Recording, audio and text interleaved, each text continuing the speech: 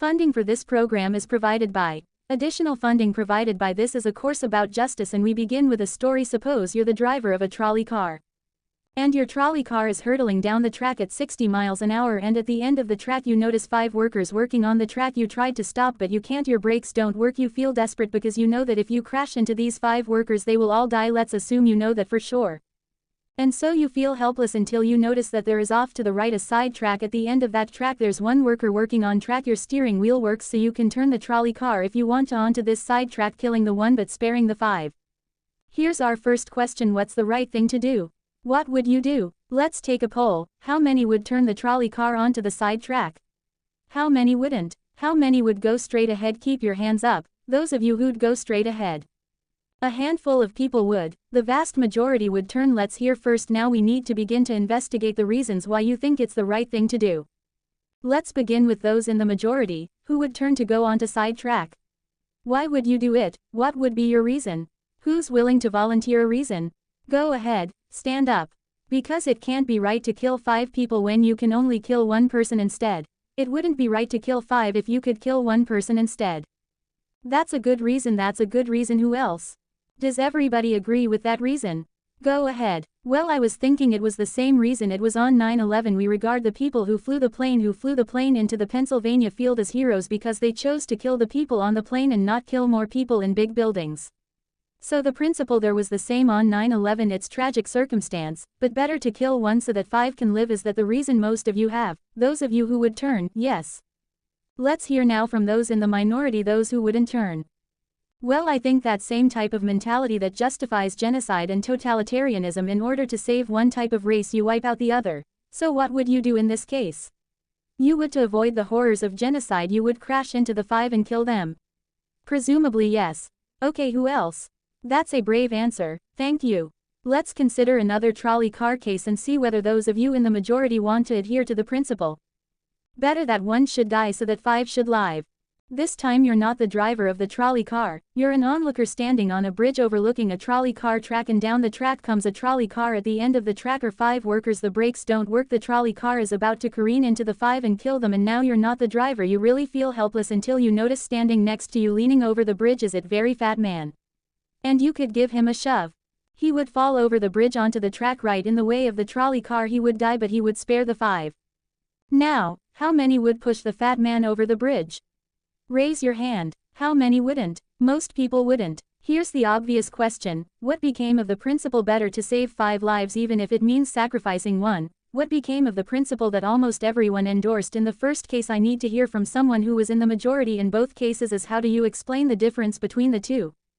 The second one, I guess, involves an active choice of pushing a person and down, which I guess that person himself would otherwise not have been involved in the situation at all, and so to choose on his behalf, I guess, to involve him in something that he otherwise would have. This escaped is, I guess, more than what you have in the first case, where the 3 parties, the driver and the 2 sets of workers, are already, I guess, in this situation. But the guy working, the one on the track off to the side, he didn't choose to sacrifice his life any more than the fat guy did he? That's true, but he was on the tracks. This guy was on the bridge. Go ahead, you can come back if you want. Alright, it's a hard question, but you did well, you did very well. It's a hard question. Who else can find a way of reconciling the reaction of the majority in these 2 cases? Yes. Well, I guess in the first case where you have the 1 worker and the 5, it's a choice between those 2, and you have to make a certain choice, and people are going to die because of the trolley car. Not necessarily because of your direct actions. The trolley car is a runway thing, and you need to make in a split-second choice, whereas pushing the fat man over is an actual act of murder on your part. You have control over that, whereas you may not have control over the trolley car. So I think that it's a slightly different situation. Alright, who has a reply? Is that, who has a reply to that? No, that was good. Who has a way? Who wants to reply? Is that a way out of this? I don't think that's a very good reason, because you choose. Either way, you have to choose who dies, because you either choose to turn and kill a person, which is an active conscious thought to turn, or you choose to push the fat man over, which is also an active conscious action. So either way you're making a choice. Do you want to reply? Well, I'm not really sure that that's the case. It just still seems kind of different. The act of actually pushing someone over onto the tracks and killing them, you are actually killing him yourself. You're pushing him with your own hands, you're pushing in. That's different than steering something that is going to cause death into another. You know it doesn't really sound right saying it now when I'm up here. No, that's good. What's your name?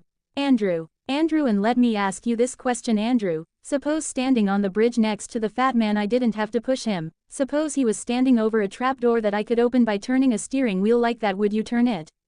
For some reason that still just seems more wrong. I mean, maybe if you just accidentally leaned into this steering wheel or something like that. Or say that the car is hurtling towards a switch that will drop the trap, then I could agree with that. Fair enough. It still seems wrong in a way that it doesn't seem wrong in the first case to turn, you say, and in another way, I mean in the first situation you're involved directly with the situation, in the second one you're an onlooker as well. So you have the choice of becoming involved or not by pushing the fat man.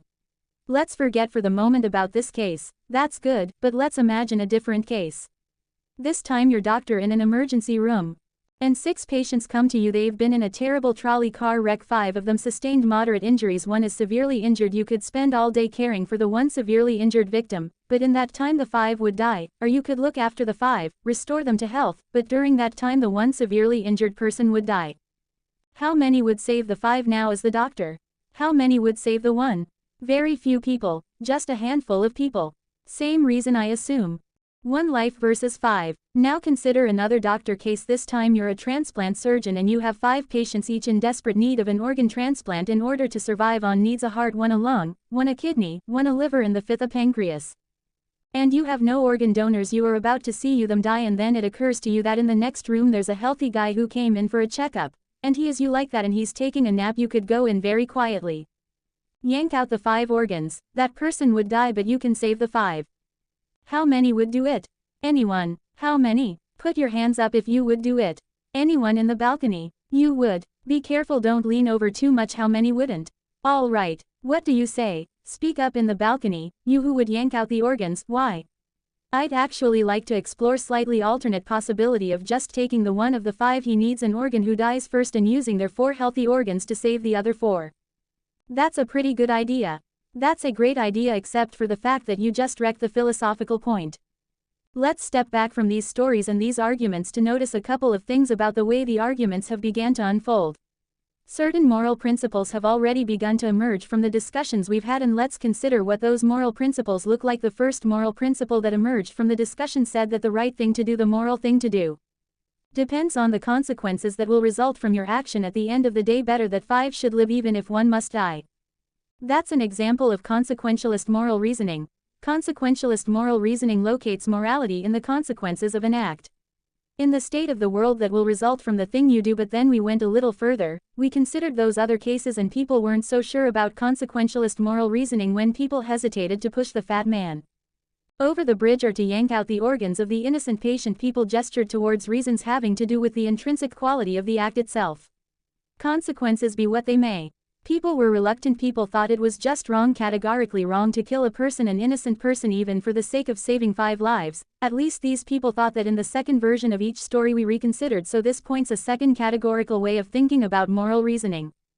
Categorical moral reasoning locates morality in certain absolute moral requirements, in certain categorical duties and rights regardless of the consequences. We're going to explore in the days and weeks to come the contrast between consequentialist and categorical moral principles. The most influential example of consequential moral reasoning is utilitarianism, a doctrine invented by Jeremy Bentham, the 18th century English political philosopher. The most important philosopher of categorical moral reasoning is the 18th century German philosopher Immanuel Kant. So we will look at those 2 different modes of moral reasoning, assess them, and also consider others. If you look at the syllabus, you'll notice that we read a number of great and famous books. Books by Aristotle, John Locke, Immanuel Kant, John Stuart Mill, and others. You'll notice too from the syllabus that we don't only read these books, we also all take up contemporary political and legal controversies that raise philosophical questions. We will debate equality and inequality, affirmative action, free speech versus hate speech, same-sex marriage, military conscription, a range of practical questions. Why not just to enliven these abstract and distant books, but to make clear, to bring out what's at stake in our everyday lives, including our political lives, for philosophy. So we will read these books and we will debate these issues, and we'll see how each informs and illuminates the other. This may sound appealing enough, but here I have to issue a warning. And the warning is this: to read these books in this way, as an exercise in self-knowledge, to read them in this way carries certain risks that are both personal and political, risks that every student of political philosophy have known. These risks spring from that fact that philosophy teaches us and unsettles us by confronting us with what we already know. There's an irony: the difficulty of this course consists in the fact that it teaches what you already know. It works by taking what we know from familiar unquestioned settings and making it strange. That's how those examples worked the hypotheticals with which we began, with their mix of playfulness and sobriety. It's also how these philosophical books work. Philosophy estranges us from the familiar not by supplying new information but by inviting and provoking a new way of seeing. But, and here's the risk, once the familiar turns strange, it's never quite the same again. Self-knowledge is like lost innocence: however unsettling you find it, it can never be unthought or unknown. What makes this enterprise difficult but also riveting is that moral and political philosophy is a story, and you don't know where this story will lead, but what you do know is that the story is about you. Those are the personal risks. Now what of the political risks? One way of introducing a course like this would be to promise you that by reading these books and debating these issues you will become a better, more responsible citizen. You will examine the presuppositions of public policy, you will hone your political judgment, you'll become a more effective participant in public affairs. But this would be a partial and misleading promise. Political philosophy for the most part hasn't worked that way.